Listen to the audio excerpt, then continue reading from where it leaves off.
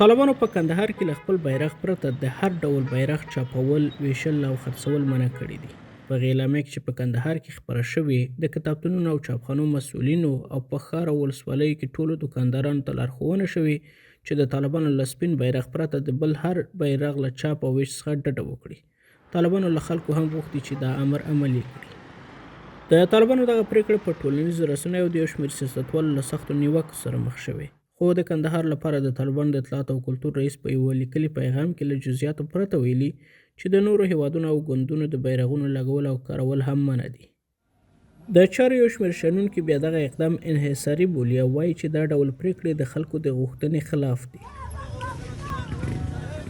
دوام کشورها بیرق ملی خود ملی داشته باشند، منفی که احزاب و گروه‌های هر کس بیرق خود داره میتونه استفاده بکنه، اما تحمیل ایده‌های جبری نتیجه خوب نداشته، باعث تفرقه میان مردم افغانستان و ملت‌های مختلف کشورها میگرده.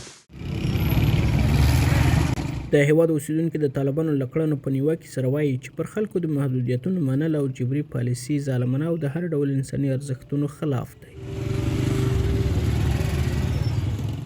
یه حکومت بیخی زندگی را سرما سخت کردن، بیرون رفتن نمیتونیم، پیش دکتر رفتن نمیتونیم، شاه رفتن نمیتونیم، بیرون که میریم امر بالمعروف ما را استاد میکنه، میگه محرمتان کجاست. بیخی از این زندگی خسته شدیم.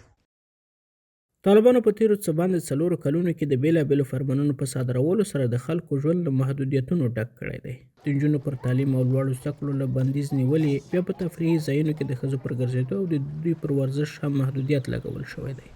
طالبانو دا هم ویلي چې ښځه له محرم پرته تګ او راتګ نشي کولی. په ډیرو ولایتونو کې د ژوندیو موجوداتو د انځورونو په اخیستلو او خپرېدو هم محدودیت لګول شوی.